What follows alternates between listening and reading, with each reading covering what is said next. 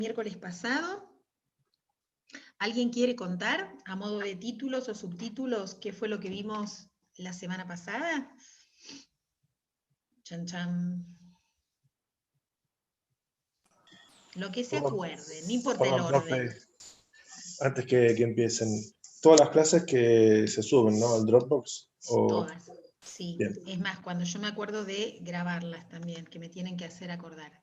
Pero Gracias. sí, se suben todas, se sube la clase, el audio de la clase y se sube el PowerPoint que usemos.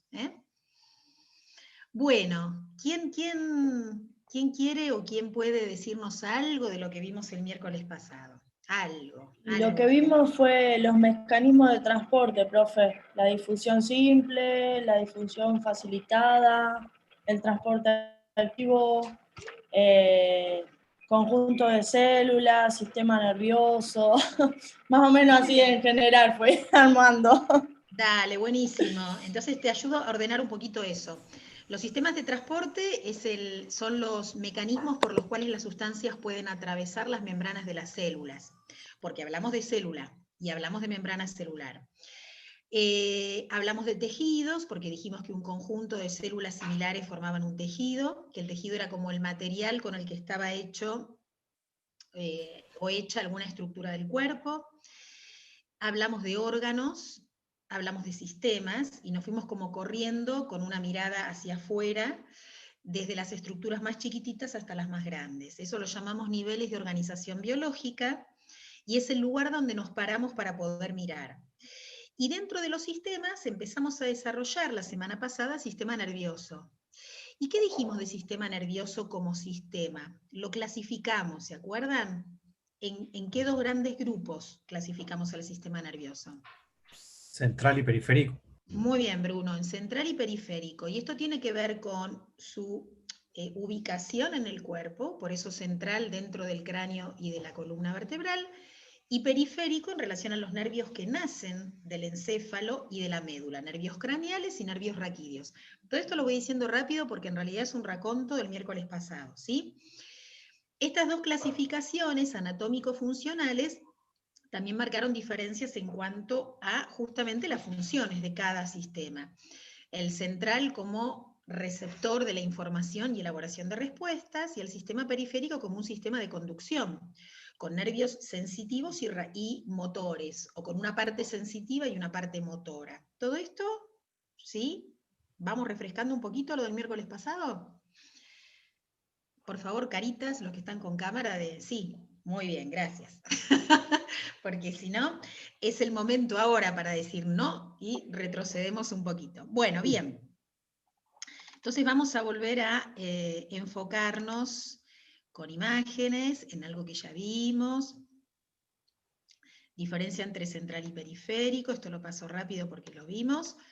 Vimos el encéfalo, ¿se acuerdan? Con un corte sagital, hablamos de la parte más nueva del cerebro hacia afuera y la más antigua filogenéticamente interna, hablamos de médula y de cómo se formaban los nervios raquídeos con un ramo sensitivo y un ramo motor. Hablamos de sistema nervioso periférico dividido en autónomo, somático y entérico. Esta clasificación que tenía que ver a nivel autónomo con la regulación de ciertas funciones vitales en las que nosotros normalmente no ponemos la conciencia, como pueden ser la frecuencia cardíaca, la dilatación de las pupilas, la secreción de hormonas. Bien, y un sistema nervioso somático que sí tiene que ver con la llegada del impulso nervioso a los músculos y a las estructuras que reciben su información. Les presenté a los nervios craneales, les dije que no hacía falta que supiesen exactamente los nombres de los 11, pero sepan que existen y algunos ejemplos de nervios craneales, los nervios raquídeos que se nombraban según a la altura de su nacimiento en médula, entonces hablamos de nervios cervicales, torácicos o dorsales, lumbares y sacrococcígeos. Esos nervios, cuando se agrupan, forman algo que se conoce con el nombre de plexo. Plexo. El plexo es un conjunto de nervios que tienen un origen en común. Por eso tenemos un plexo braquial, que le va a dar inervación a lo que es miembro superior, un plexo lumbar, ¿sí? Esos son los nombres de los grupos de nervios. Hoy nos vamos a meter en, primero, caracterizar ciertas actividades motrices desde el punto de vista de su regulación nerviosa.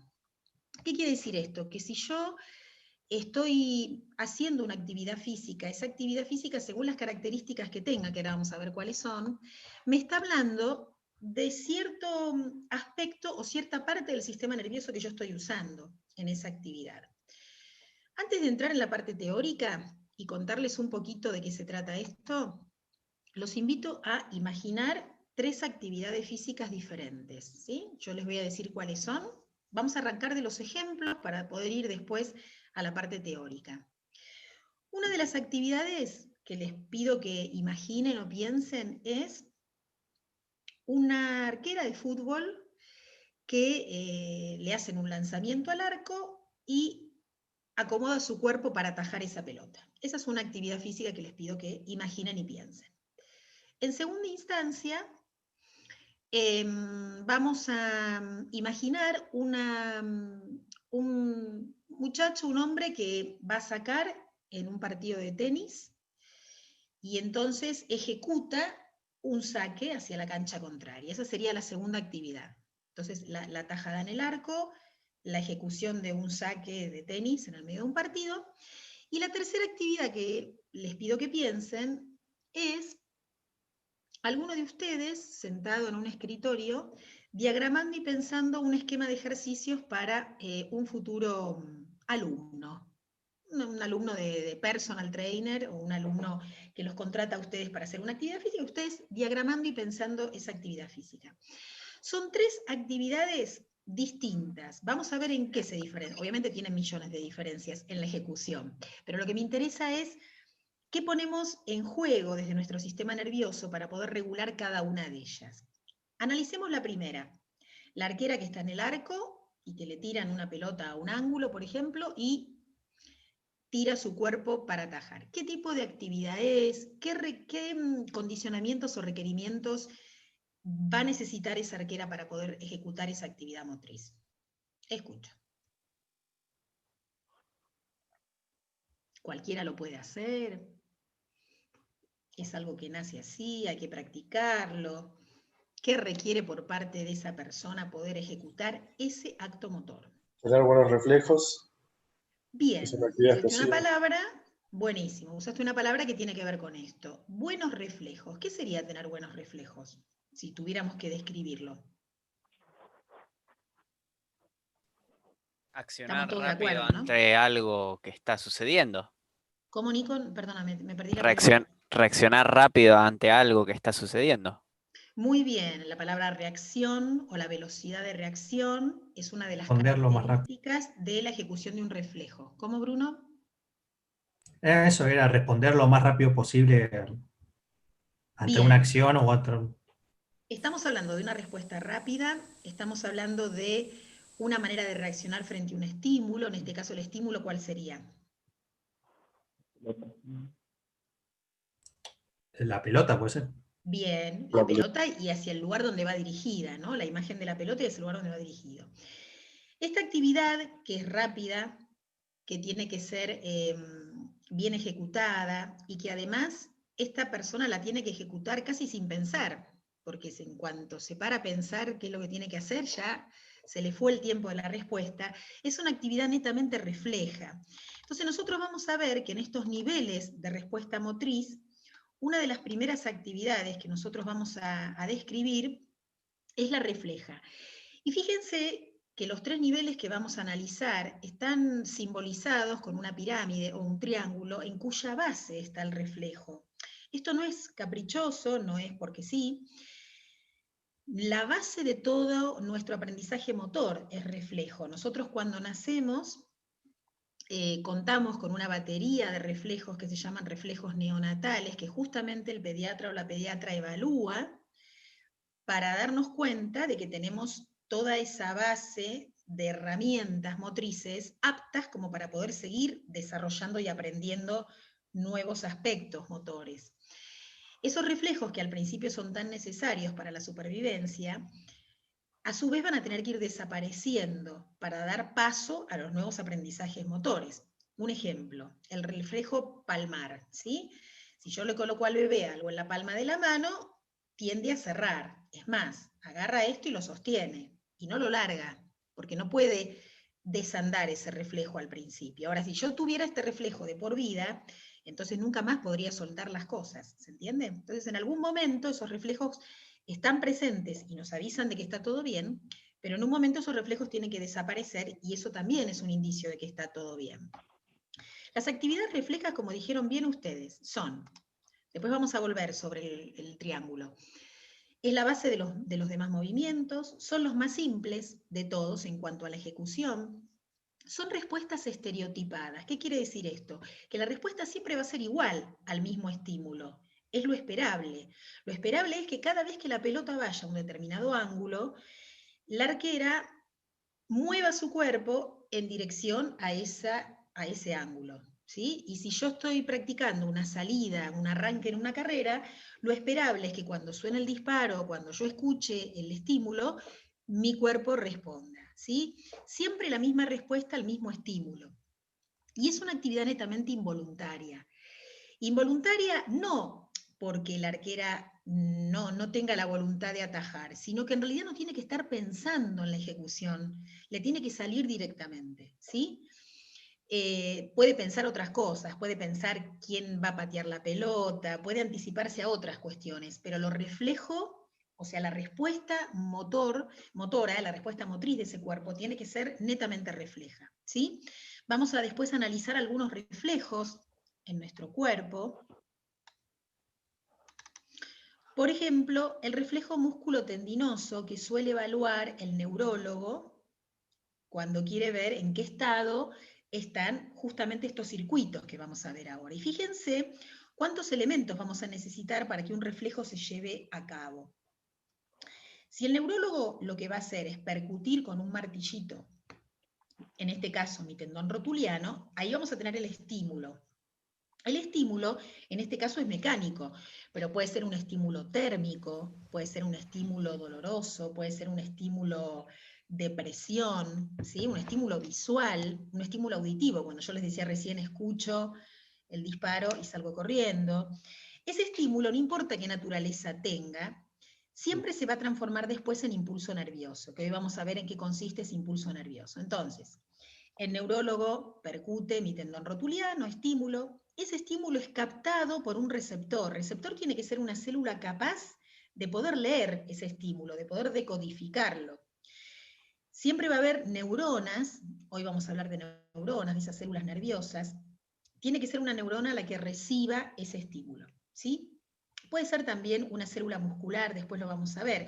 Tiene que ser una célula excitable. Y el concepto de célula excitable tiene que ver con aquella célula que puede responder a un estímulo. No todas las células son excitables. Ejemplos de células excitables que pueden responder a un estímulo: neuronas, células musculares, células de algunas glándulas. Ahí tenemos células excitables, capaces de reaccionar frente a un estímulo. Entonces, sigamos el circuito. Estímulo, receptor o célula que lee ese estímulo. Vía sensitiva. ¿Se acuerdan cuando dijimos que los nervios tienen un ramo que lleva la información, que lleva la sensación al sistema nervioso central? Entonces acá va a haber fibras nerviosas sensitivas que van a llevar la información al sistema nervioso central. En este caso, el sistema nervioso central está representado por la médula. Este es un corte de médula espinal. Este va a ser nuestro centro integrador, es decir, el sistema nervioso central, nosotros dijimos que recibía información y elaboraba una respuesta. Todo esto va a ocurrir en médula y en estructuras que estén por arriba de la médula, estructuras del encéfalo. Hay algunos reflejos que no llegan solo a médula, necesitan de tálamo, subtálamo, cerebro, necesitan órganos del sistema nervioso central que están por arriba. Una vez que se elaboró la respuesta, esa respuesta debe viajar, en este caso por vía motora, es decir, que va a volver por el ramo motor del nervio raquídeo. ¿A dónde? Al efector. En este caso el efector va a ser nuestro músculo cuádriceps, que cuando le llegue el impulso nervioso se va a contraer y eso me va a llevar a una extensión de rodilla, que lo vimos en anatomía, ¿sí? El cuádriceps cuando se contrae produce una extensión de rodilla. Pero fíjense todo el circuito que tuvo que, digamos, transitar. Estamos hablando de milisegundos, porque imagínense que la distancia temporal que hay entre la aplicación del estímulo y la contracción de la rodilla es inmediata. Pero en ese tiempo tan cortito sucedió todo esto. Llegó el estímulo, el receptor leyó ese estímulo, lo transmitió al sistema nervioso central, el sistema nervioso central elaboró la respuesta, y la vía motora llevó la respuesta al músculo para que el músculo se contrajera. Este es un ejemplo de reflejo, músculo tendinoso. Hay otros reflejos cuyos receptores están ubicados en el músculo.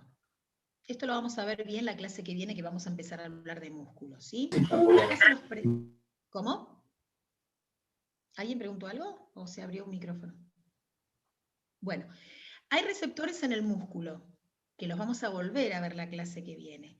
Unos que están dentro del músculo, que se llaman usos neuromusculares, otros que están en el tendón, en la parte tendinosa del músculo, que se llaman órganos tendinosos de Golgi. Y estos receptores son mecánicos, es decir, que reaccionan frente a estímulos mecánicos. ¿A qué llamamos estímulos mecánicos? Que el músculo se estire, o que el músculo se contraiga, o que el músculo sea golpeado, ¿sí?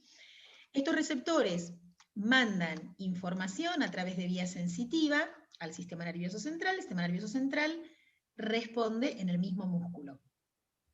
Hay un reflejo que lo vamos a volver a ver la semana que viene, por eso se los presento hoy, pero quédense tranquilos si no lo terminan de entender, que lo vamos a volver a ver, que se llama reflejo miotático. Es un reflejo básico que tienen todos nuestros músculos, como un telón de fondo de un estado de alerta de nuestros músculos. ¿Para qué está en alerta nuestro músculo? Para prepararse por si se tiene que contraer o por si se tiene que relajar. Esa preparación hace que el músculo esté menos susceptible a romperse o a lesionarse, porque si yo estoy, imagínense ustedes, con una musculatura totalmente relajada y de repente tengo que salir corriendo, la preparación de ese músculo es muy rápida. Si yo lo tuviera completamente relajado y tengo que salir a la acción, probablemente muchas fibras se romperían. Entonces, en lugar de estar completamente relajado, el músculo está en un estado de semicontracción, está como preparado con ese telón de fondo. Y eso lo logra el reflejo miotático. ¿Cómo funciona este reflejo miotático? Funciona de la siguiente manera. El estímulo es el estiramiento muscular. Cuando yo estiro el músculo, lo estimulo, o estimulo estos receptores que yo les mostré en la diapositiva anterior, y el músculo reacciona a ese estiramiento con una contracción, es decir, con un acortamiento. El ejemplo típico, que si yo les digo el ejemplo se van a acordar más que toda esta explicación que acabo de dar, es el típico reflejo miotático de los músculos posteriores de nuestro cuello cuando estamos sentados en un colectivo viajando y nos quedamos dormidos, ¿no? Entonces de repente me duermo, y la cabeza se empieza a ir hacia adelante, porque nosotros tenemos 2/3 de nuestro cráneo por delante de la línea de gravedad, entonces la tendencia de nuestro cráneo es a ir hacia adelante, y de repente en un momento del estiramiento, automáticamente la cabeza sube. Ese es el ejemplo típico miotático. ¿Qué pasó? Los músculos posteriores se fueron estirando, ¿hasta dónde? Hasta un punto, hasta el estímulo necesario para disparar el reflejo miotático. Entonces la musculatura posterior se contrae y vuelvo a levantar la cabeza. Es un reflejo de protección de nuestra musculatura para evitar una lesión, ¿sí?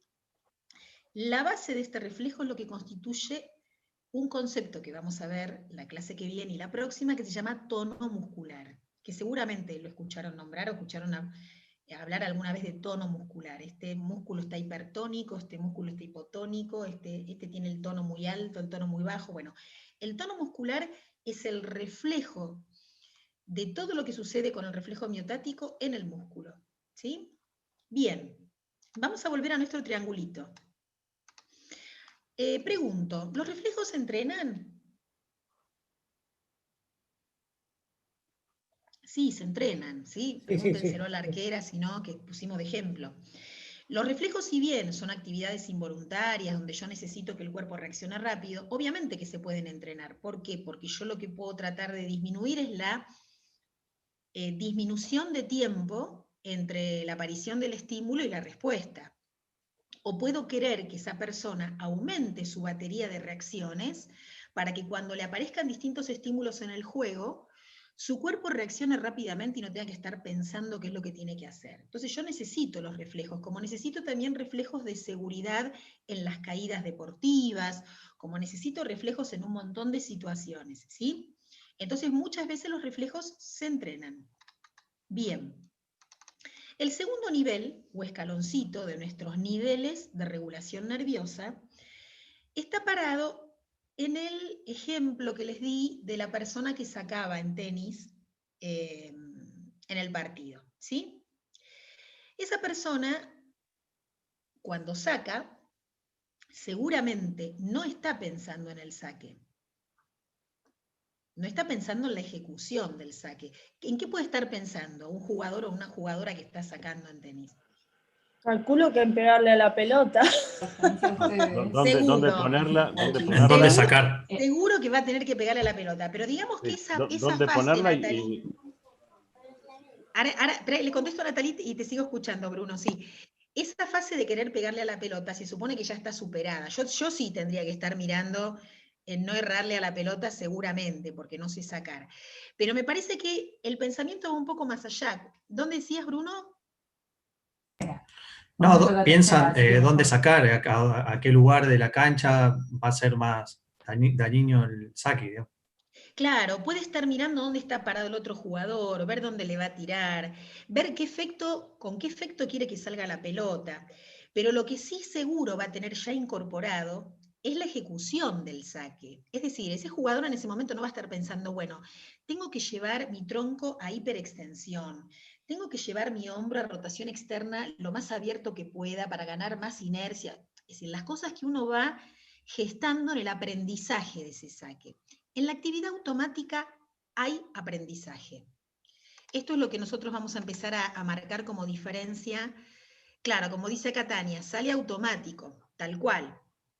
Esa es la idea, que salga de manera automática. Y la palabra automático, ¿con qué tiene que ver? Tiene que ver con,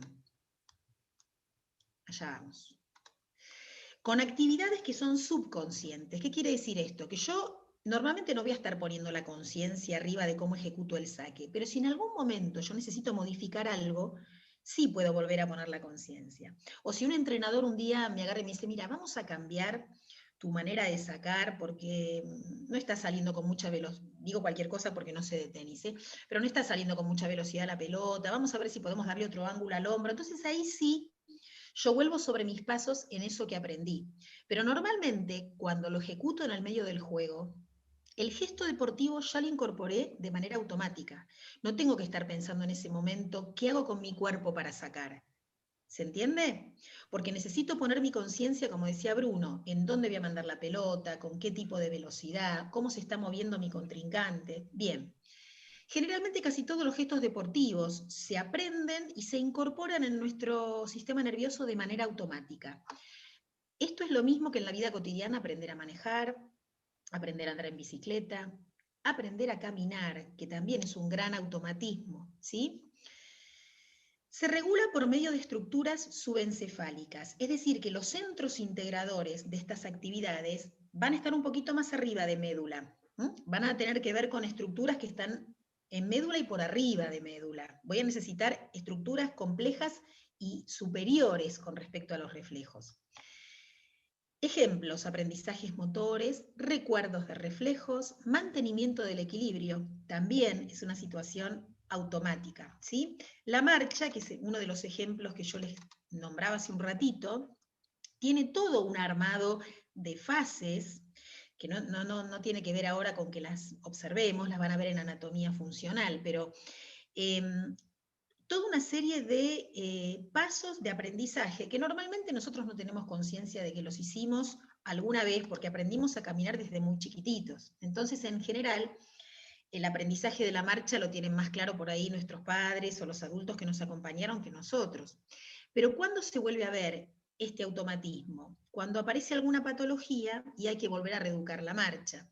Entonces, o por ejemplo, tuve un esguince de tobillo, tuve el tobillo inmovilizado mucho tiempo, y cuando me sacan el walker y tengo que volver a caminar, tengo que volver a pensar en cómo camino para hacer esa marcha lo más funcional posible, para no quedarme con algún tipo de secuela propia de la inmovilidad, para no quedarme con ningún vicio de marcha que después me traiga problemas. Entonces ahí tengo que volver a poner la conciencia en ese automatismo y corregirlo. ¿Se entiende por qué requiere aprendizaje y por qué es subconsciente? Porque en algún momento necesito volver a poner la mirada sobre ese aprendizaje si tengo necesidad de cambiar algo, ¿sí? Bien. Por último, en esa puntita del triángulo teníamos a nuestra actividad consciente o cortical. ¿Por qué cortical? ¿Qué habíamos dicho que era la corteza la clase pasada? La corteza cerebral. La parte La más parte más externa. externa. Ya Bien, la parte último. externa, De arriba, sí. anatómico. Y en cuanto a lo fisiológico, lo funcional, ¿qué característica tenía la parte más externa del cerebro? Se guardaban los recuerdos más recientes, ¿no? Bien, los recuerdos recientes y todo lo que es aprendizaje, todo lo que evolucione nuestra actividad motriz, va a ir teniendo impresión en esa zona, en la corteza. Decimos que es una actividad voluntaria, porque nosotros acá vamos a poner nuestra conciencia y vamos a intencionar, es decir, vamos a, no sé si existe el verbo intencionar, vamos a ponerle intención a nuestra actividad. Depende mucho esta actividad cortical de nuestra experiencia motriz. Yo les puse el ejemplo de ustedes armando un plan de actividades para un alumno o una alumna. Entonces, obviamente que depende de todo el bagaje de conocimiento que ustedes tengan, de todo lo que puedan aplicar. Es regulado por la zona cortical del cerebro y generalmente está asociado a lo que es idear el plan motor. Es la parte más creativa de la actividad motriz. Vieron que hoy en día, por ejemplo, en el deporte de alto rendimiento también, se hace que los deportistas visualicen la competencia o la carrera o el gesto antes de ejecutarla. No sé si habían escuchado hablar de esto o lo vieron alguna vez. Por ejemplo, Sí, un corredor, ¿cómo? ¿Bruno? Sí. Sí, sí. Yo justamente estaba haciendo un curso de coaching deportivo y hablan de esto de la visualización y que es muy Buenísimo. importante, digamos, para el deportista hoy. Claro, hoy en día se puede pensar o imaginar una actividad física antes de hacerla. Y esto, como nosotros tenemos unas neuronas que se llaman neuronas espejo, que van como registrando en el propio cuerpo esto que estoy imaginando, lo va preparando el cuerpo como si lo hubiera hecho, ¿sí? Se activan cosas en nuestro cuerpo que tiene que ver con eso que vamos imaginando. Se usa mucho también para la ejecución de un instrumento musical, esto de imaginar la pieza musical que voy a ejecutar y cómo me voy a sentir cuando la ejecute, etcétera, etcétera, antes de hacerlo. Armar una clase, pensar una clase, armar una serie de ejercicios, crear una coreografía, son todas actividades corticales. Necesitan de lo más nuevo de nuestro cerebro, de lo más evolucionado de nuestro cerebro, y pone en juego todo lo que nosotros somos capaces de asociar, de relacionar, de pensar, de recordar. Por eso requiere de las estructuras más complejas de nuestro sistema nervioso, y por eso es una de las actividades más difíciles de ejecutar. ¿Qué quiero decirles con esto de los 3 niveles de regulación? Primero, que no se dan de manera estanca por separado. Muchas veces en una situación de juego suceden las 3 cosas. Necesito los reflejos, necesito los gestos deportivos que aprendí y necesito de lo cortical para idear la estrategia y cómo me voy a mover.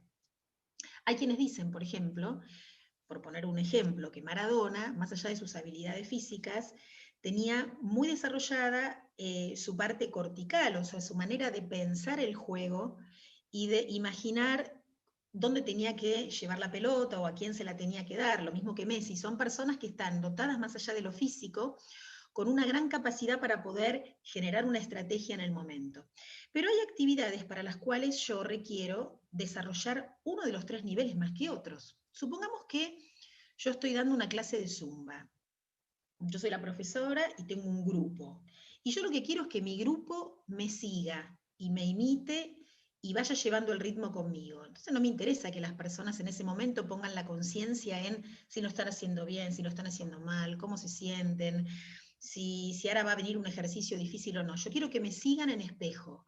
Es decir, que lo que yo necesito en ese momento de mi grupo de alumnos o de alumnas es automatismos. Y lo que tengo que generar son automatismos, que cuando yo levante la mano y haga así y cuente, las personas cuenten los pasos conmigo.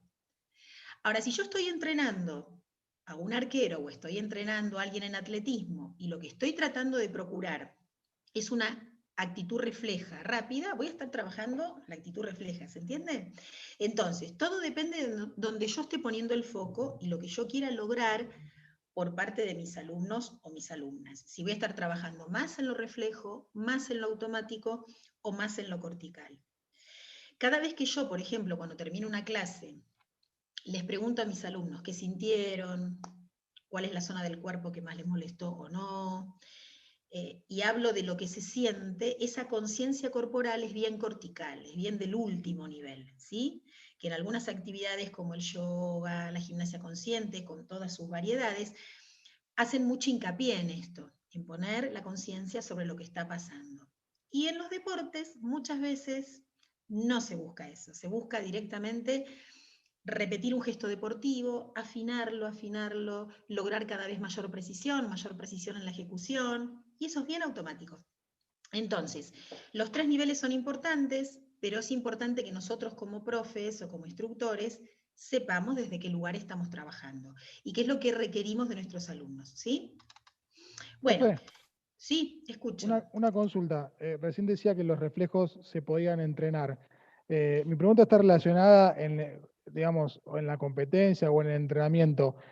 ¿Con el cansancio puede reducirse ese efecto de reflejo y demás? Y ¿O no sí, se ve afectado? no, sí, a veces hay agotamiento de neurotransmisores, o entraron demasiadas unidades de impulsos nerviosos por unidad de tiempo, o a veces lo que tenés es fatiga muscular, depende en qué lugar de ese circuito que yo te contaba del reflejo se esté produciendo la fatiga. Si es una fatiga de origen central, o sea, que tiene que ver con el propio sistema nervioso, o es una fatiga muscular porque ese músculo está, no sé, teniendo muchos metabolitos ácidos y se está cansando. Entonces, todo depende de cómo estén funcionando esos elementos del circuito reflejo.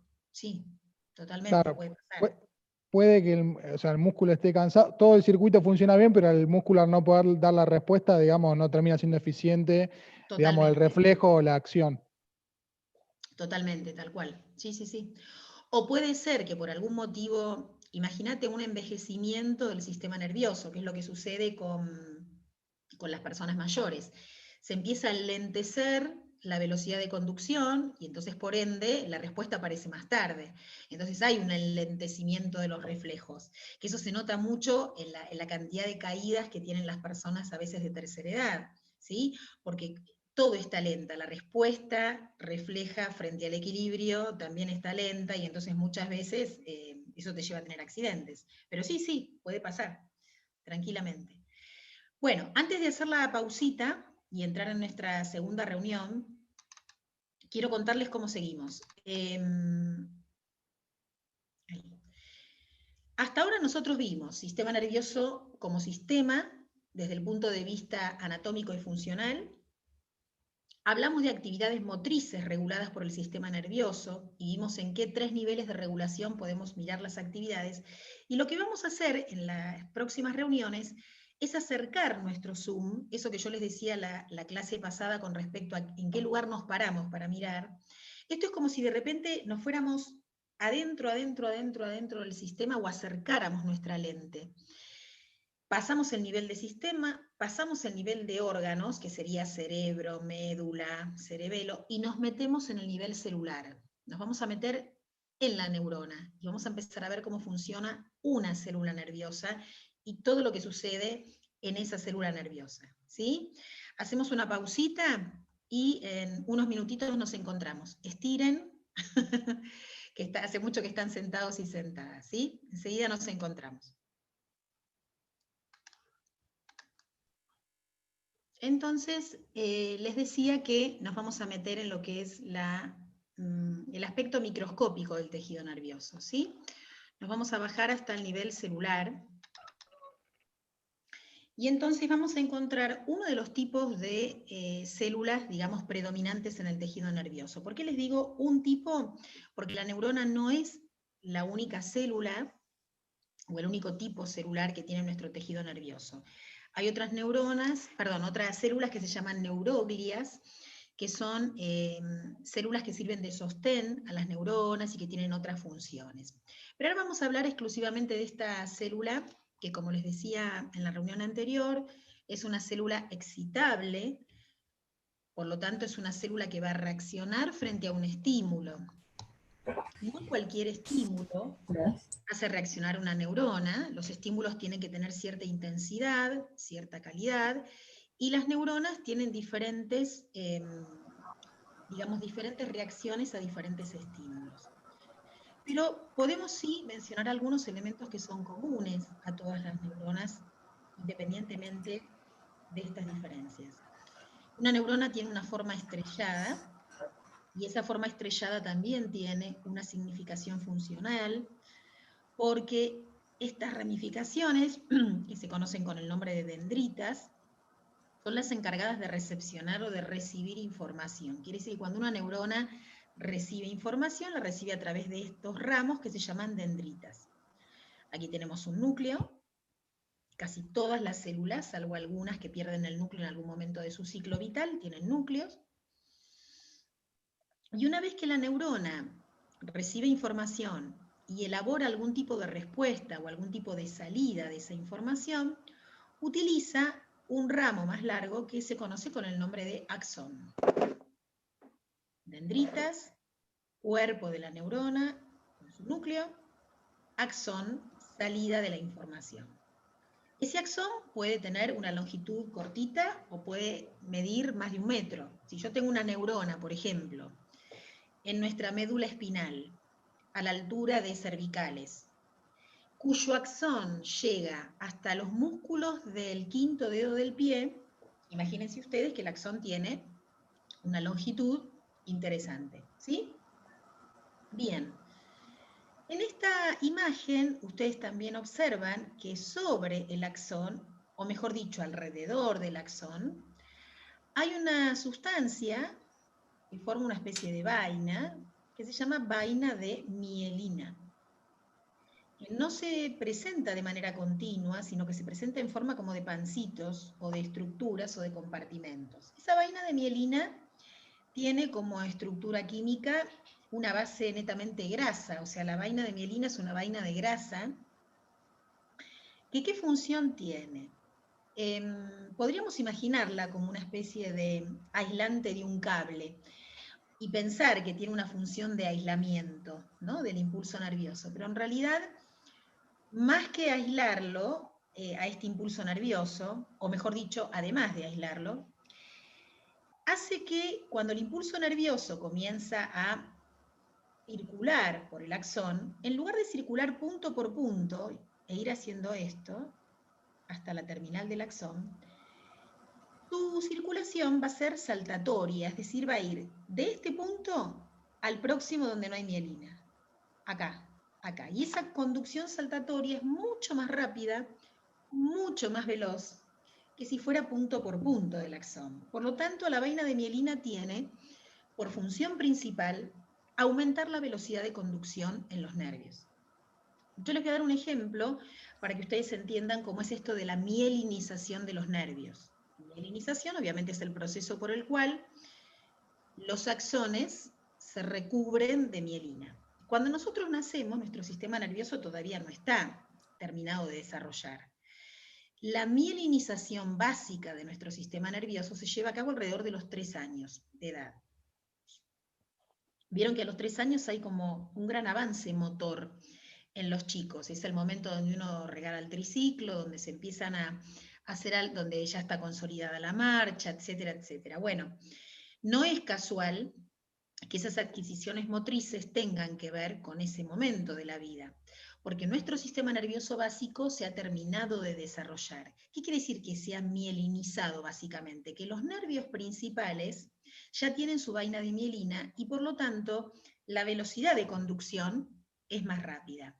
Un ejemplo característico de la falta de mielinización se da, por ejemplo, con los nervios que llegan a los esfínteres anales y uretrales. Por lo tanto, un chiquito o una chiquita que todavía no controle esfínteres, quizás todavía esa actividad no pueda ser llevada a cabo porque los nervios que le dan información a esos esfínteres para que se cierren todavía no están mielinizados. Por lo tanto, aunque yo estimule a un nene o a una nena más chiquita de, no sé, un año y medio, a tratar de controlar esfínteres, no lo lograría por una cuestión de maduración neurológica, porque esos nervios todavía no pueden llevar rápidamente la sensación y rápidamente la respuesta motriz de cierre de esos esfínteres para hacer un control voluntario. ¿Se entiende?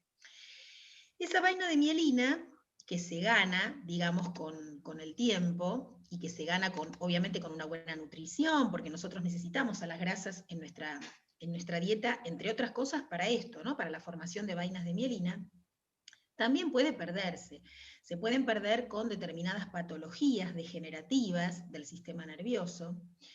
Se pueden perder con grados excesivos y prolongados de alcohol, o sea, el alcoholismo o la ingesta de alcohol, digamos, de manera excesiva y a largo plazo, muchas veces comienza a deteriorar esta vaina de mielina. Por eso después hay una pérdida de reflejos, hay una pérdida de ciertas actividades motrices, que tiene que ver con esto, con que los nervios van perdiendo su capa de mielina y por lo tanto lo que se va registrando es una disminución en la velocidad de la conducción. ¿Sí? Bien. Entonces, proceso de mielinización de nervios se lleva de manera natural desde que nacemos y hacia los primeros 3 años de nuestra vida se completa lo que es la mielinización básica de nuestro sistema nervioso. ¿Qué ocurre cuando ese impulso nervioso que viajó por el axón de manera saltatoria, con esa vaina de mielina, llega a la terminal del axón? Si yo les muestro la diapositiva anterior, esto que está acá, que sería la terminal de un axón que a su vez se ramifica en varios ramitos, sería esto ampliado, ¿se entiende?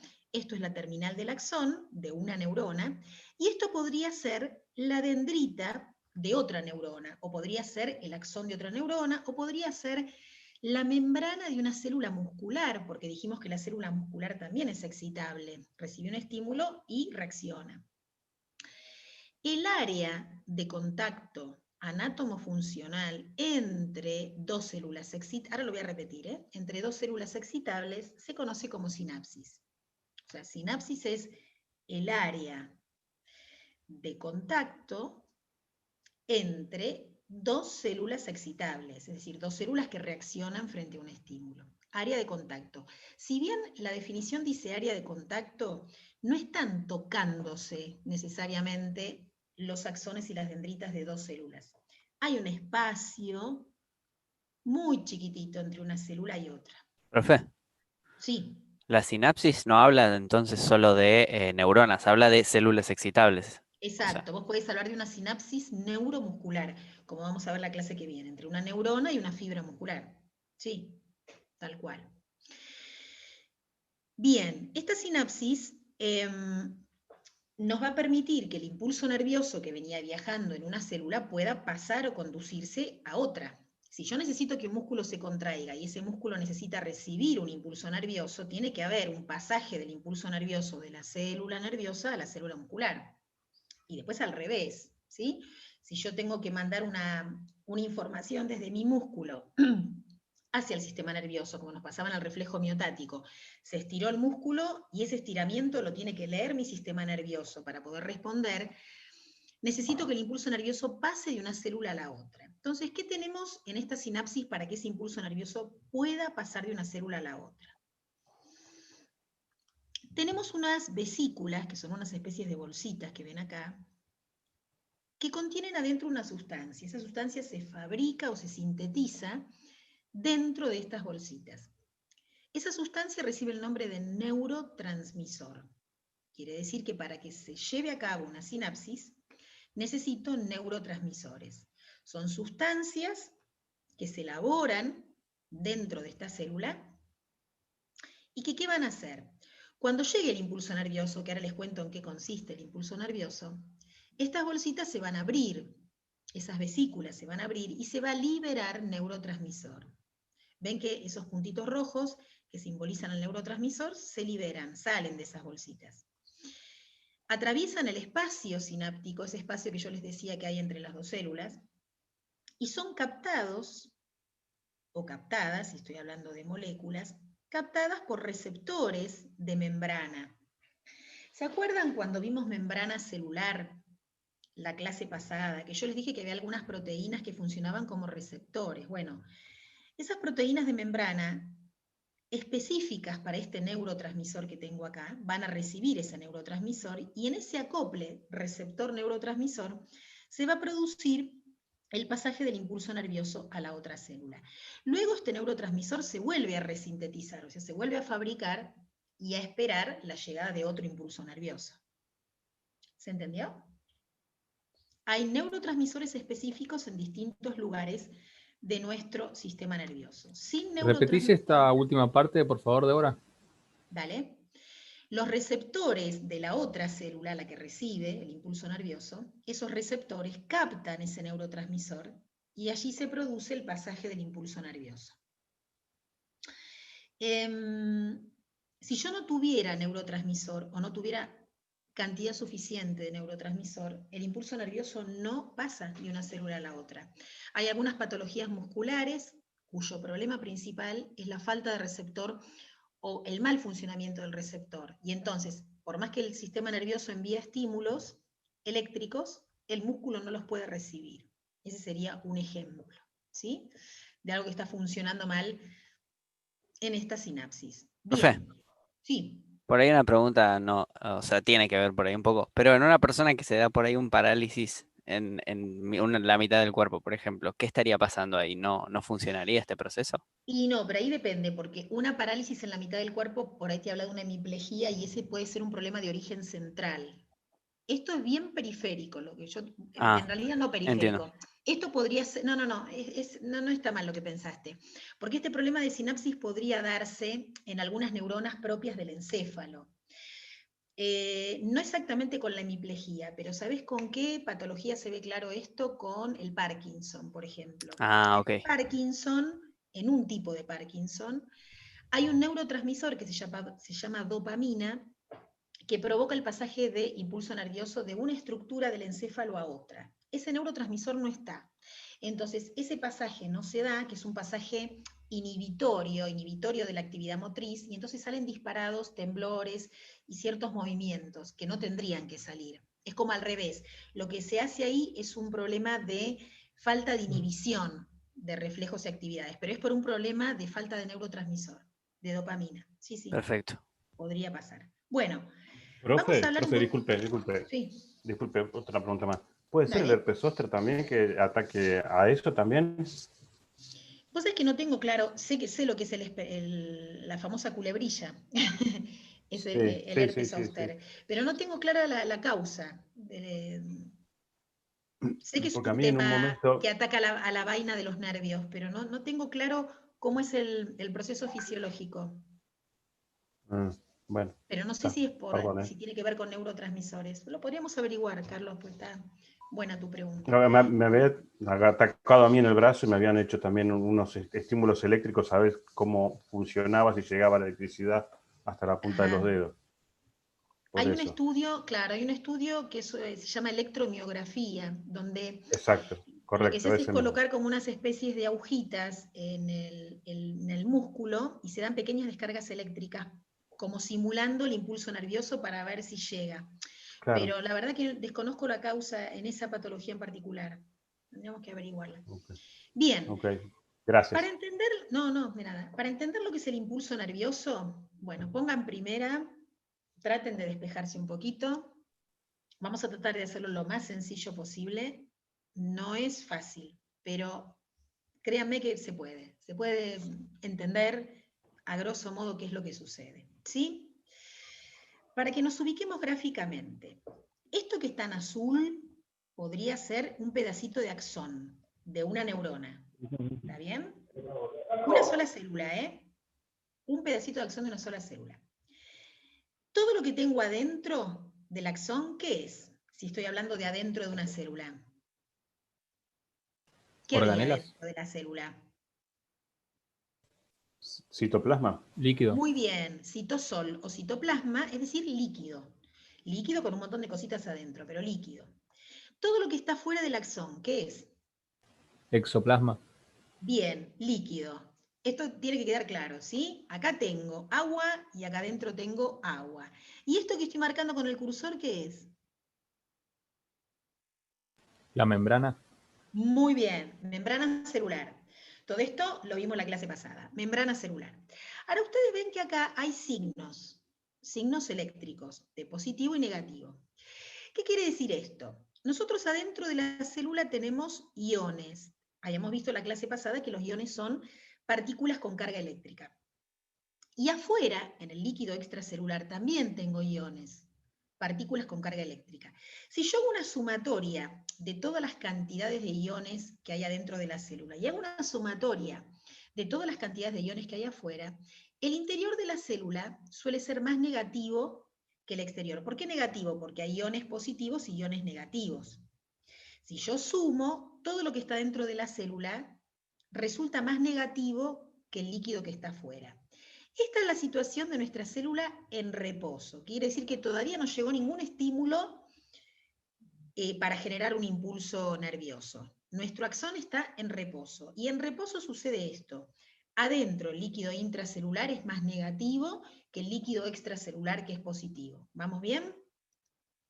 Bien. Y ahora comienza el desequilibrio. Vamos a volver a ubicarnos en la gráfica. Esto es membrana celular. Esto que está acá es el interior de la célula y esto que está acá es el exterior. Acá les han hecho un rectangulito en el axón como para indicar que esto que vemos acá es esto pero ampliado. ¿Está bien? Bueno. Esta membrana celular, que lo vimos la clase pasada, tenía fosfolípidos, o sea, tenía doble capa de moléculas grasas, y tenía estas proteínas que se metían en el medio de la membrana. Nuestro interior celular, dijimos que en reposo es más negativo que el exterior. Y hay algo más que tenemos que saber de esta situación de reposo, además de las cargas eléctricas. Adentro de la célula tenemos mucho potasio, letra K, y afuera de la célula tenemos mucho sodio, Na. Esto es lo básico que habría que entender de una célula que está en reposo, que tengo mucho sodio afuera, que tengo mucho potasio adentro, que las cargas en sumatoria adentro son más negativas que las que están afuera. Bien. Lo primero que le sucede a un axón o a una neurona cuando recibe un estímulo adecuado, y cuando digo un estímulo adecuado me refiero a un estímulo con una intensidad adecuada para esa neurona, porque estímulos la neurona recibe todo el tiempo. Todo el tiempo nosotros estamos recibiendo estímulos térmicos, químicos, mecánicos, estímulos provenientes de otras neuronas, etcétera, etcétera. Pero nosotros no estamos permanentemente excitando nuestras neuronas. El estímulo tiene que tener una intensidad suficiente. Si la intensidad es suficiente, se habla de umbral, se habla de que ese estímulo llegó al umbral, comienzan a pasar una serie de etapas, de cambios en la membrana que van a cambiar el interior y el exterior de estos dos líquidos. A eso se lo llama despolarización. Lo que vamos a empezar es a cambiar los polos eléctricos de nuestro interior celular y de nuestro exterior celular. Lo primero que sucede cuando llega un estímulo adecuado es una apertura de canales de sodio. Hay algunas proteínas en el medio de esa membrana que constituyen canales sódicos. El estímulo adecuado abre esos canales sódicos. Entonces yo pregunto, si yo tenía mucho sodio afuera, mucho más de lo que hay adentro, y se abren los canales de sodio, por difusión, ¿hacia dónde se va a mover el sodio? Hacia el interior. Bien, porque en la difusión dijimos la semana pasada que las moléculas se movían de donde estaban más concentradas a donde estaban menos. Si yo tengo mucho sodio afuera y se abren los canales de sodio, el sodio ingresa a la célula. ¿Lo ven? Acá está la flechita. El sodio empieza a ingresar por todos esos canales que se abrieron al interior de la célula. Como el sodio es un ion positivo, a medida que entra el sodio, ¿qué le va pasando a esa negatividad que yo tenía en el interior de la célula? Comienza cada vez menos a hacerse cada vez más positiva la célula. Por eso se habla de despolarización. Lo que empieza a cambiar es el polo eléctrico de la célula. Para tratar de contrarrestar esta entrada de sodio, que dijimos que el sodio además ingresa junto con agua, entonces lo que le suele pasar a la célula es que comienza a aumentar su volumen, ¿sí? ¿Qué hace la membrana celular? Abre canales de potasio. y empieza a sacar potasio. Esta es la segunda fase. El potasio también es un ion positivo. Si yo estoy metiendo iones positivos y el interior de mi célula empieza a cambiar de polaridad eléctrica, pero yo empiezo a sacar potasio, que también es positivo, de alguna manera lo que estoy volviendo a hacer es equilibrar eléctricamente a la célula. Entran iones positivos, pero por otro lado salen iones positivos. ¿Y por qué el potasio sale fácilmente afuera? ¿Por qué si yo abro los canales de potasio, el potasio sale de la célula? Que afuera no hay o hay muy poquito. Exacto, porque adentro, yo les dije que había va de mucho mayor a menor. potasio, claro, y afuera había menos. Entonces también el potasio se mueve de donde está más concentrado a donde está menos concentrado. Hasta acá, hasta esa mitad del proceso, ¿qué tuvimos? Una entrada de sodio y una salida de potasio. La célula quedó eléctricamente estable, porque entró positivo y salió positivo, pero químicamente quedó al revés. Quedó rara, porque le entró sodio y sacamos potasio. Nosotros necesitamos que la célula, cuando el impulso nervioso se vaya, retome su equilibrio químico. Entonces, ¿de qué manera yo vuelvo a meter potasio dentro de la célula y vuelvo a sacar ese sodio que entró? Si yo afuera tengo mucho sodio y adentro tengo mucho potasio, lo tengo que mover en contra del gradiente de concentración. Entonces ahí utilizo lo que se llama la bomba de sodio y potasio. Ese transporte activo que gastaba energía, pero donde la célula va a tratar de volver a meter el potasio que había sacado y volver a sacar el sodio que había entrado. Esta bomba de sodio y potasio va a accionar todo el tiempo en la célula. ¿Hasta cuándo? Hasta que vuelva a aparecer otro impulso nervioso y se vuelva a desequilibrar todo. Entonces, el impulso nervioso pasa por dos etapas. Una etapa de despolarización, donde cambian los polos eléctricos de la célula, y una etapa de repolarización, donde los polos vuelven a estar como al principio. Profe, una consulta. Sí. Porque ahí vimos la parte de nuevo de lo que es el transporte activo, pero antes se realizó otro tipo de transporte. Siempre que se realiza un transporte activo, primero se hace el otro intercambio. No necesariamente, hay otras bombas que actúan diferente. En este caso sí, porque la bomba de sodio y potasio actúa para reequilibrar a la célula químicamente. Entonces, antes de que suceda esto, tiene que haber un desequilibrio. ¿Sí? Profe, una pregunta, perdón. Sí, Natalie.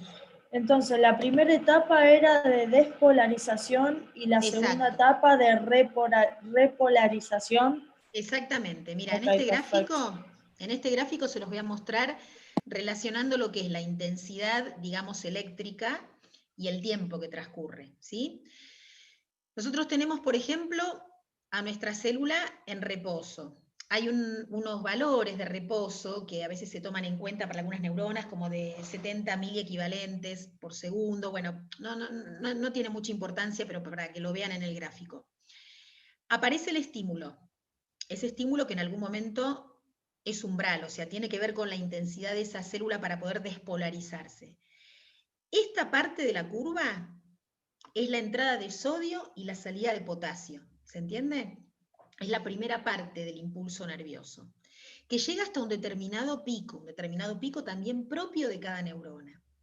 Luego, en la etapa de repolarización, la célula necesita volver a ingresar sodio y volver a sacar potasio. Entonces, ahí actúa la bomba de sodio y potasio. Olvídense, esto es otra cuestión. ¿Para volver a qué? Para volver al estado de reposo. Porque para que la célula vuelva a ser estimulada, necesita estar como estaba al principio.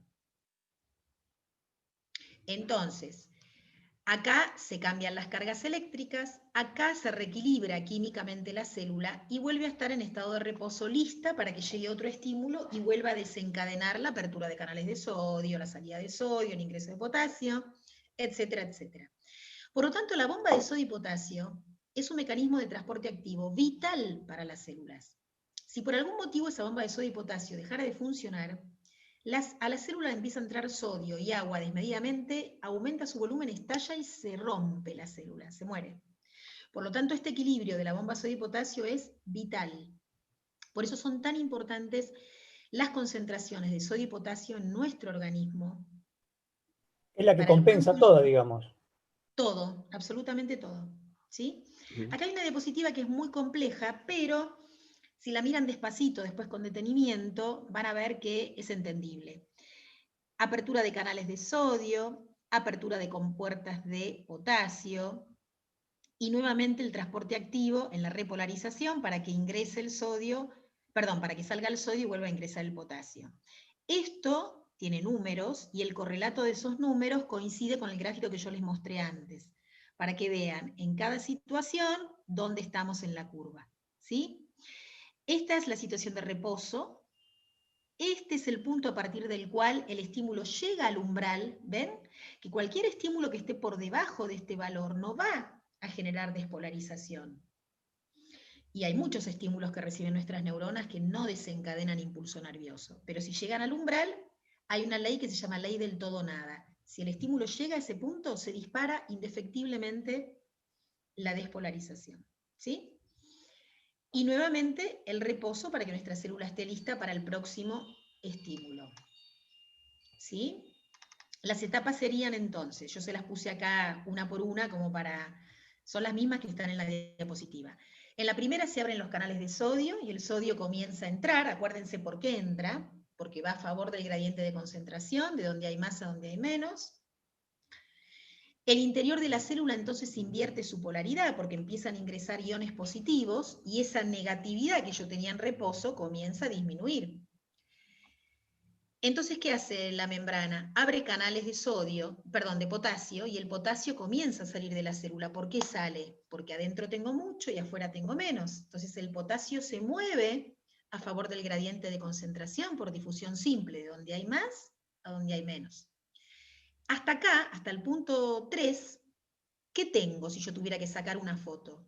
Tengo una célula que eléctricamente volvió a estar más negativa, porque yo saqué iones de potasio positivos, pero químicamente al revés, es decir, le entró sodio y se le fue potasio.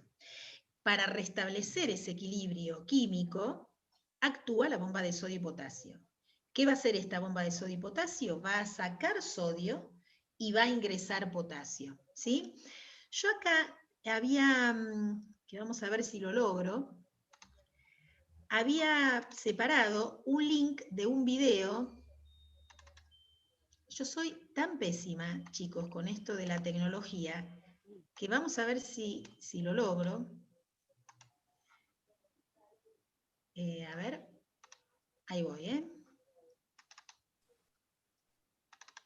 A ver si lo podemos ver. Es una pavadita, pero a veces, cuando uno logra ver algo animado, todo junto. Perdón, ¿se escucha o no se escucha el sonido? Ah, bueno, entonces, mírenlo, yo voy a ir parando y la española que les va contando el video, yo se los digo. Traten de mirar, simplemente antes de arrancar, queda claro, membrana celular, citosol, o sea, interior de la célula y exterior. Estos son los iones de sodio y estos son los de potasio. Ven que hay poquito potasio afuera, con mucho sodio, y tenemos poquito sodio adentro, con mucho potasio. Traten de mirar la imagen, yo paro y les voy contando.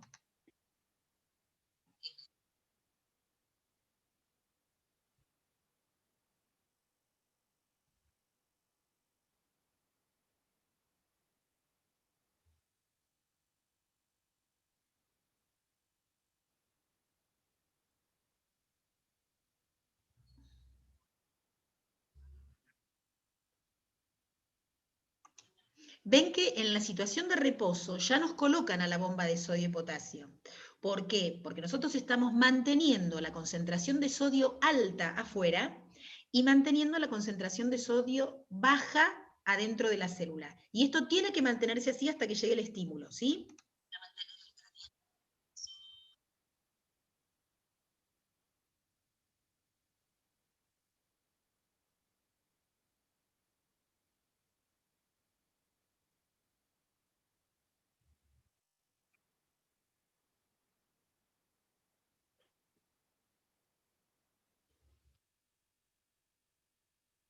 Bien, ese rectangulito rojo que dice ATP es la energía necesaria para que la bomba actúe. Yo les dije que el transporte activo era un mecanismo con gasto de energía.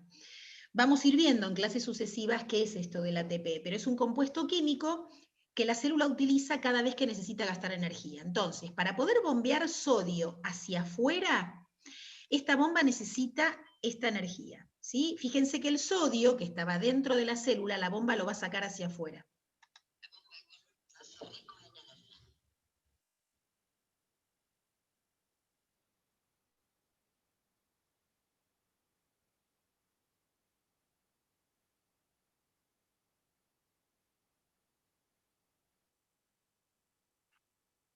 De la misma manera en que la bomba expulsó al sodio que está dentro de la célula, quedan expuestos los sitios propios de potasio, que atraen al potasio que está afuera, que era poquito, y lo mete adentro.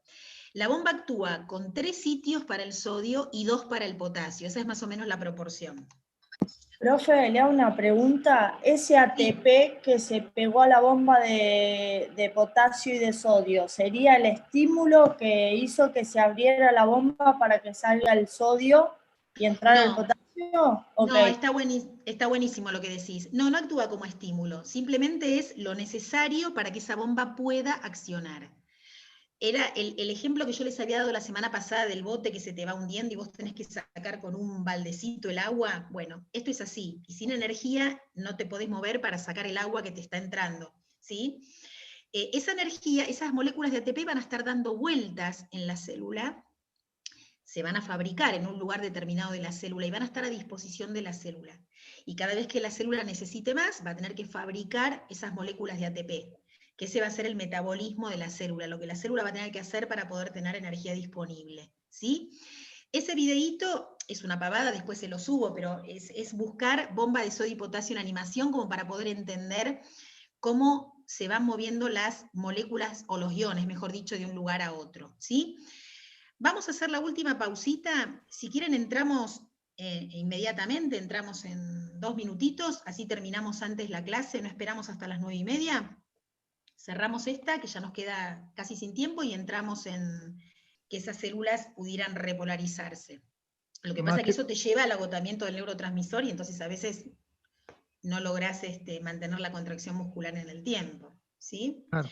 Pero calambre puede existir por una cuestión neural o por una cuestión química también, ¿sí? Está bien, Bueno. sí, yo más que nada porque siempre se asoció a la falta de potasio, no sé si por error o no, pero yo siempre lo asocié a la falta de potasio. No, Entonces, no es un error.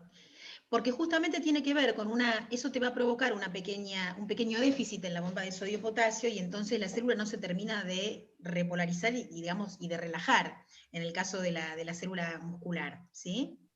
Por eso cuando te termina. deshidratas también no hay muchos calambres, o sea, no hay ahí como un... Claro, pero por desbalance químico, Claro, más tal que por cual. agua, sino por el desbalance iónico que tiene Por que ver con la descompensación. deshidratación. Claro. ¿Cómo? Por descompensación. Claro, pero por los iones que vos perdiste Por los con el iones. agua. Claro, por los iones que perdiste con el agua. Bueno, muy bien. De la misma manera en que nosotros estábamos recién parados en una célula viendo el proceso intracelular del impulso nervioso, ahora volvemos a lo grande, volvemos a mirar nuestro organismo completo para entender algunas cositas que hablamos en la clase pasada, para empezar a aplicar algunas cosas de este sistema nervioso. ¿Se acuerdan que dijimos que el sistema nervioso periférico tenía una de sus divisiones que era el sistema nervioso autónomo, que a su vez se dividía en simpático y parasimpático? ¿Se acuerdan? Y dijimos, esto es repaso, es repaso pero visto con otras diapositivas, pero es lo mismo. La respuesta simpática o el sistema simpático era nuestro sistema de alerta, y por lo tanto las funciones que regula el sistema simpático están asociadas con, por ejemplo, dilatación pupilar, aumento del ritmo cardíaco, dilatación de las vías aéreas, constricción de vasos sanguíneos en riñones y tubo digestivo, porque yo no necesito tanta sangre en mi sistema digestivo o renal, más bien necesito esa sangre en los músculos esqueléticos, entonces se va a redistribuir el flujo sanguíneo, que esto lo hace la adrenalina. dilatación de vasos que irrigan los músculos, liberación de glucosa hepática. Todo esto es como preparar a nuestro cuerpo para que pueda salir corriendo o para que pueda reaccionar. La imagen que sigue, una imagen bien simpática. Esto es bien una descarga simpática. Y la respuesta parasimpática, que es la respuesta del momento de reposo, del momento en que nuestro metabolismo comienza a asimilar y a guardar, son las respuestas que están asociadas más que nada por las funciones digestivas, el salivar, el lagrimear, orinar, digerir, defecar, una disminución del ritmo cardíaco y el diámetro de las vías aéreas. Es el momento de guardar, el momento de asimilar. Nuestro cerebro, ya como órgano, hablando del órgano en particular, integra un montón de funciones, algunas de las cuales las vamos a ver muy ligadas a la actividad física, pero sabemos que regula el sueño y la vigilia, el aprendizaje y la memoria y las respuestas emocionales. Con respecto a sueño y vigilia, vamos a ver un concepto que después lo vamos a analizar un poco más cuando veamos al final de la cursada hormonas y glándulas, que tiene que ver con los ritmos de nuestro organismo. Nuestro cuerpo tiene ritmos a los cuales nosotros vamos alimentando con nuestros hábitos a lo largo de un día de 24 horas. Entonces sabemos que en esas 24 horas nuestro organismo necesita descansar, necesita tener un periodo de descanso que variará en cada individuo, y que ese periodo de sueño-vigilia está regulado por el hipotálamo, que era la zona interna de nuestro cerebro. ¿Se acuerdan que cuando yo les presenté al cerebro les dije, lo que está adentro, o más interno, es la parte más antigua de nuestro cerebro, y está asociada con las funciones más básicas que tenemos como seres vivos? El sueño, el hambre, la sed, la actividad sexual, son las actividades, la termorregulación, las actividades más básicas que necesitamos. Y entonces este ritmo de sueño-vigilia está regulado por ese hipotálamo que está en el centro de nuestro cerebro, ¿sí? Los estímulos que activan la corteza cerebral son los que nos provocan el despertar. Puede estar asociado con la luz, con el movimiento, con la presión, con sensaciones táctiles, con el dolor. Cualquiera de esos estímulos puede provocarnos salir de esa situación de sueño.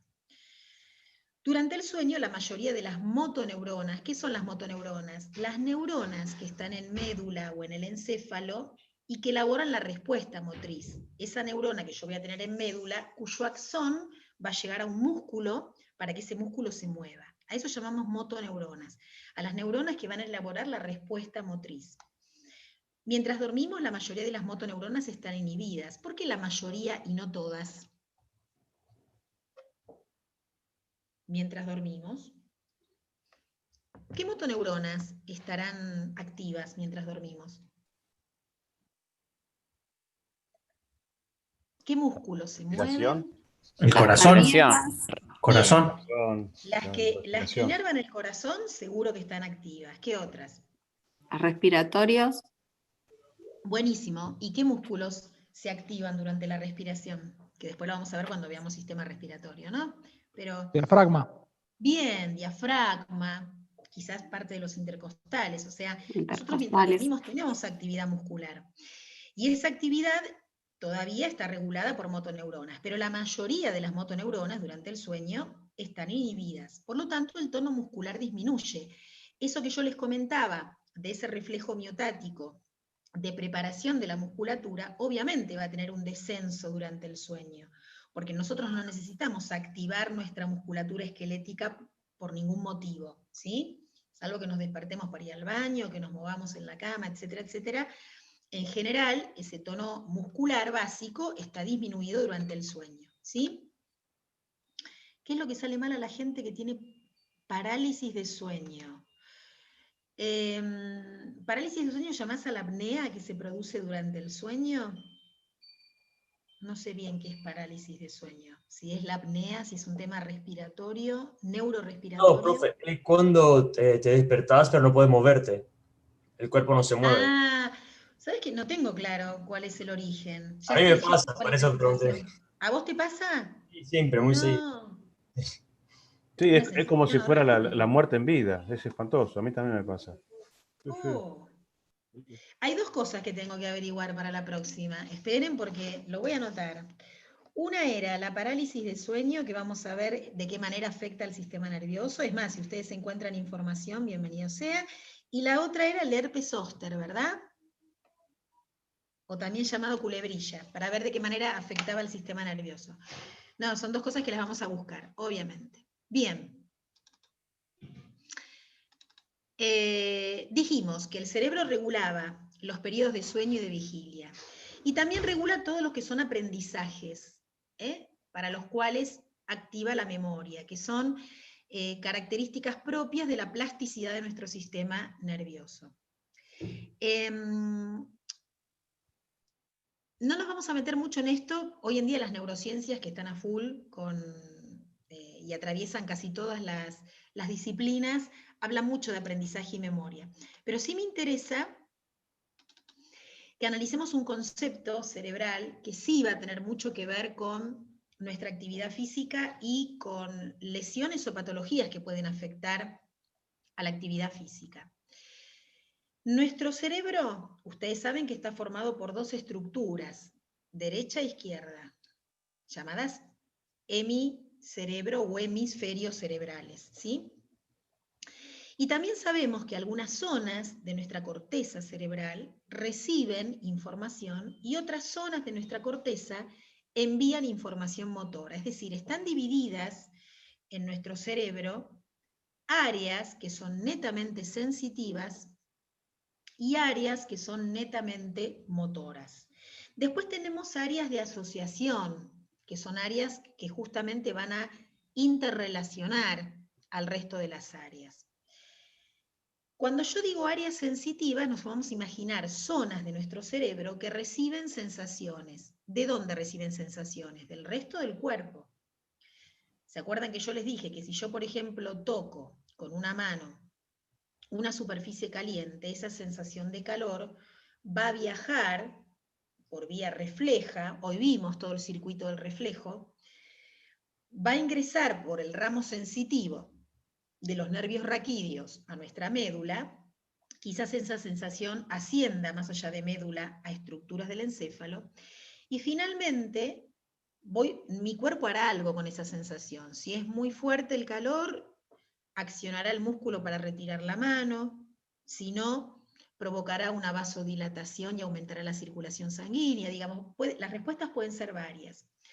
Pero esas sensaciones también pueden tener distintas características, puede ser una sensación de dolor, y nosotros tener receptores específicos para el dolor, una sensación de prurito, o sea, de picazón, sensaciones de temperatura, como les dije, visuales, auditivas, todo lo que tiene que ver con nuestros sentidos exteriores, que reciben estímulos de afuera, también se transforman en sensaciones para el sistema nervioso. Y luego tenemos respuestas motoras. ¿Dónde nacen esas respuestas motoras? En áreas motoras de nuestro cerebro, que son áreas que van a controlar la contracción voluntaria de los músculos y que también van a activar los músculos que están relacionados con la producción del lenguaje, que es una función netamente del ser humano. Es decir, todo lo que es la activación de los músculos de la laringe, faringe, boca, inclusive los músculos respiratorios que también intervienen en lo que es la articulación y la emisión del lenguaje. Estas áreas que yo les cuento están estudiadas y ese estudio le permitió a un cierto señor marcarlas en la corteza cerebral. Ustedes saben que nuestro cerebro se divide en lóbulos. La semana pasada esto lo mencionamos. Los lóbulos son como partes de nuestro cerebro y que reciben el nombre de los huesos del cráneo donde están proyectados. Entonces, lóbulo occipital, lóbulos parietales, lóbulo frontal y lóbulos temporales. La ubicación de los lóbulos es importante conocerla y es importante tener una idea más o menos, digamos, general de con qué está asociado cada lóbulo. El lóbulo frontal, que lo tenemos acá adelante, ¿sí? Este visto de costadito sería este. Está asociado con las funciones mentales superiores, todo lo que tiene que ver con el razonamiento, la toma de decisiones, el juicio, la creatividad, todo tiene que ver con la zona frontal, con el lóbulo frontal. Todas las patologías o lesiones de partes de este lóbulo nos traen problemas en esas actividades, que son como las más elevadas, podríamos decir, que tenemos como seres humanos, ¿no? La capacidad de crítica, de juicio, de anticipación, de razonamiento sobre los hechos, poder pensar en nosotros mismos, tomar en cuenta actitudes propias y ajenas, bueno, todo eso es lóbulo frontal, ¿sí? Luego tenemos el lóbulo occipital, el que está más atrás, posterior, que está asociado con las áreas visuales. Todo lo que tiene que ver con el registro de lo que vemos a través de los ojos, se elabora y se analiza en esta zona occipital. Profe, Luego, sí. profe, perdón, por alguna razón, el lado derecho del lóbulo occipital es más grande que el izquierdo. ¿En el dibujo decís o en general? Sí, o no, porque se respeta esta parte derecha más grande que esta, y acá también, visto desde arriba, es más grande la Mira, parte izquierda. no sé si hay una diferencia que tenga que ver con un correlato funcional. Tampoco sé si es siempre así. Nosotros tenemos asimetrías siempre, pero no sé si es generalizado esto de que un hemisferio sea más grande que el otro. No lo tengo claro. O por lo menos no tiene un correlato funcional importante. La zona occipital relacionada con la visión. Las zonas temporales, los lóbulos temporales, que son los que estarían cerquita de la oreja, acá lo tenemos como número 2, estos verdes que ven acá, están asociados con las áreas auditivas. Es lógico, ¿no? Están cerquita de los oídos, que es donde se reciben los estímulos auditivos. Hay áreas que recepcionan lo auditivo, hay áreas que analizan eso auditivo que se recibió, hay áreas que discriminan sonidos, hay áreas que reconocen sonidos porque tienen memoria auditiva de algo que escuché alguna vez. Bien. Y ¿No tienen que luego, ver con el equilibrio también? algunas de esas áreas sí, y el cerebelo que tenés acá atrás también. El cerebelo tiene vías de conexión con áreas temporales, que también manejan el tema, regulan el tema del equilibrio. Muy bien. Y luego, en los lóbulos parietales, que son los dos grandotes que tenemos acá arriba, tenemos áreas sensoriales, que serían la número, perdón, acá atrás del, la 3, la 9, son áreas sensoriales o somatosensoriales, y áreas motoras primarias, que son la número 12. Lo motor y lo sensitivo está puesto ahí en distintas áreas. Hay un área más que quiero mostrarles, la número 4 que ven acá, esta marroncita rojiza que está acá, es el área de Broca, que es el área del habla, en el hemisferio izquierdo. Es un área de mucha importancia para todo lo que es la comprensión, mejor dicho, no para la comprensión es otra, para todo lo que es el armado del lenguaje, el entendimiento del lenguaje y el poder manifestarnos a través del lenguaje. Bien. ¿Por qué es importante conocer las áreas? Primero porque se relacionan entre sí, pero tienen una ubicación específica. Entonces, cuando uno está trabajando con una persona que ha tenido o tiene una lesión, es importante la localización de esa lesión, porque nos va a hablar de algunas consecuencias que pueden aparecer en el cuerpo. Y también es importante entender que los hemisferios cerebrales, si bien se repiten de a dos todas las áreas, salvo la del lenguaje, que es una sola, cada hemisferio cerebral se comprobó con distintos estudios, está asociado o relacionado a algún tipo de funciones en particular. Nosotros tenemos dos hemisferios que funcionan relacionados. De hecho, hay una estructura en el medio que se llama cuerpo calloso que une los dos hemisferios, no es que están separados, están unidos. Y en esa unión hay vías de conducción de información de un hemisferio al otro, pero está comprobado que cada hemisferio se especializa o tiene más relación con algunas funciones que con otras, y que en cada individuo el desarrollo de cada hemisferio genéticamente también es diferente, que sí que hay personas que tienen predominancia del hemisferio izquierdo, ahora van a ver en qué actividades, y otros predominancia del hemisferio derecho, van a ver en qué actividades. Primero vamos a decir que ambos hemisferios controlan el 80% de la motricidad del lado opuesto. Esto es fundamental y tiene que ver con lo que me dijo hace un ratito, no me acuerdo quién, que me habló de la parálisis de medio cuerpo. Yo fui. Sí, había preguntado con respecto a cómo era. Claro, esto es así. Presten atención, si bien lo vamos a ver después más adelante. Las vías motoras, es decir, los nervios que nacen de las neuronas motoras, en encéfalo, cerebro, protuberancia, bulbo, cuando llegan a médula, apenas empieza la médula, se cruzan. Quiere decir que las vías motoras que estaban en el lado izquierdo se van a cruzar hacia el lado derecho y las del derecho hacia el izquierdo, pero no se cruzan al 100%, se cruzan al 80%. Quiere decir que hay ciertas vías que siguen la misma dirección con la que nacieron. Pero el 80% de las vías motoras se cruzan, de manera tal que el hemisferio izquierdo va a controlar el 80% de la motricidad del lado derecho. Y el lado derecho va a controlar el 80% de la motricidad del lado izquierdo. Por eso si yo tengo una lesión que está por debajo de ese cruce, una lesión izquierda, debajo de ese cruce, me va a afectar el 80% de la motricidad derecha, que es lo que sucede en la mayoría de las hemiplejías. ¿Sí?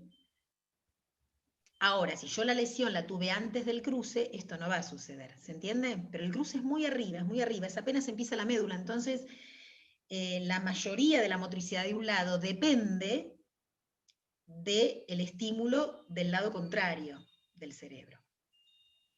Ahora bien, ¿con qué se asocia el hemisferio izquierdo? Se lo asocia con el razonamiento, con las habilidades numéricas, con el lenguaje escrito y hablado, con la capacidad de comprender el lenguaje. En general, se dice que el hemisferio izquierdo es más técnico, tiene que ver con habilidades más técnicas, con estructuras más rígidas de pensamiento, con la posibilidad de análisis de las situaciones. El hemisferio derecho se relaciona más con aptitudes musicales y artísticas, con la percepción espacial, con el reconocimiento de rostros, con la discriminación de olores, con generación de imágenes visuales. Es un hemisferio mucho más intuitivo y más sintético, es de mirar globalmente las cosas y percibir en esa globalidad algo que está más relacionado con estas actividades que yo les dije. Esto es una recontrasíntesis. Es muy interesante ir a los textos para ver la diferencia entre hemisferio izquierdo y derecho. Entonces hay personas que genéticamente tienen más desarrollado un hemisferio que otro y van a presentar en la vida, obviamente que esto después va a depender de la actitud, del ambiente de esa persona y de un montón de variables más, pero va a tener una predisposición natural a algún tipo de actividades de alguno de los dos hemisferios, ¿sí? No sé si ustedes escucharon hablar alguna vez del pensamiento lateral, o esto de pensar o reaccionar frente a situaciones con una manera diferente de resolver o con una manera diferente de pensar. Eso es muy propio del hemisferio derecho y hay gente que lo tiene muy desarrollado. En cambio hay gente que necesita instructivos para todo, necesita saber por dónde va, tener seguridad de cómo es el análisis de esto para poder hacerlo, que no se maneja mucho con la intuición, sino con algo que necesita ir asegurando paso por paso. Eso es bien de hemisferio izquierdo, ¿sí? Sabemos que para las actividades motrices y para el aprendizaje motor requerimos de ambos hemisferios y requerimos de todas las funciones globales de nuestro cuerpo. Pero es interesante cuando vamos conociendo cuáles son nuestras predisposiciones naturales para entender también cómo aprender. Entonces, la memoria fotográfica es propia del derecho.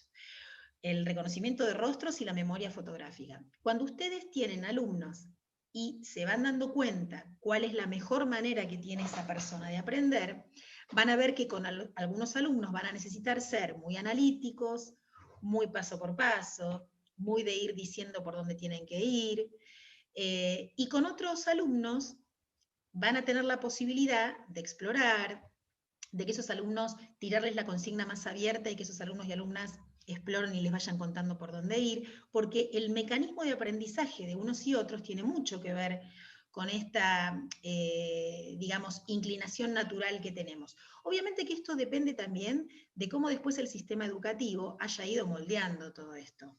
Porque yo les hablo de lo que es una predisposición natural del sistema nervioso, pero si nosotros venimos de una escolaridad o de un aprendizaje en la vida sumamente rígido y con pautas y demás, quizás no hayamos desarrollado toda nuestra parte intuitiva y creativa que teníamos, digamos, potencialmente.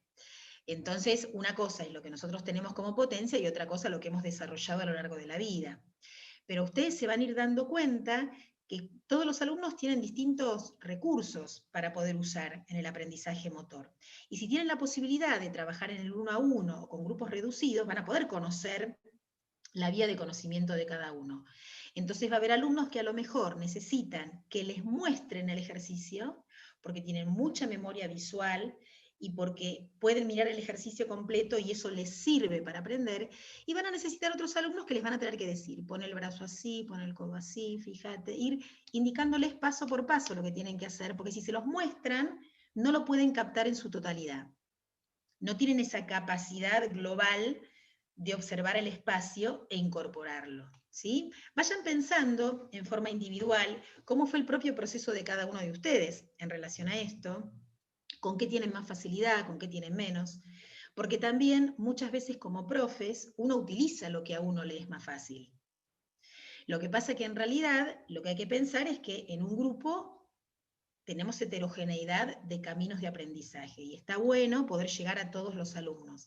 Si yo utilizo siempre el mismo recurso, que puede ser la palabra, que acá en la virtualidad mucho no nos queda, lamentablemente, pero si utilizo siempre la palabra, o utilizo siempre la imagen, o utilizo siempre el recurso de que vean un video, digamos, y siempre uso la misma entrada de información, a algunos alumnos les va a resultar bueno, pero otros me van a quedar por fuera, porque a lo mejor requieren otros canales para poder aprender. Entonces, es importante variar, es importante trabajar con texto, trabajar con la palabra, mostrar, si tengo la posibilidad, tocar, palpar, siempre con permiso, pero ayudar, porque a veces la información kinestésica para algunos alumnos es re importante. Entonces la diferencia entre una tensión y una relajación muscular puede ser completamente incorporada si se siente, ¿sí?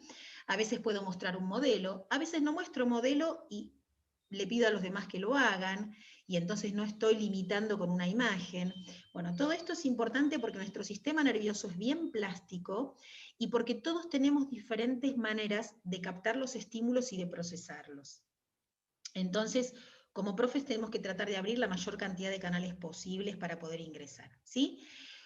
Con la clase de hoy, más o menos cerramos, entre comillas, lo que es sistema nervioso. Ustedes van a ver que en todos los sistemas que vamos a ver en las clases subsiguientes, vamos a hacer mención al sistema nervioso. Por un lado o por otro, siempre el sistema nervioso va a estar presente. Entonces, es importante que lo tengan ahí en stand-by, siempre presente, y que vayan incorporando las palabras y los conceptos de este sistema, porque nos van a servir de fondo a lo largo de toda la cursada, ¿sí? Bueno, los dejo y las dejo en libertad a descansar y nos vemos con sistema muscular, o sea, neuromuscular, y vamos a empezar a ver cómo funciona este sistema muscular desde el punto de vista de la fisiología, ¿sí? Cualquier pregunta o cosa que vaya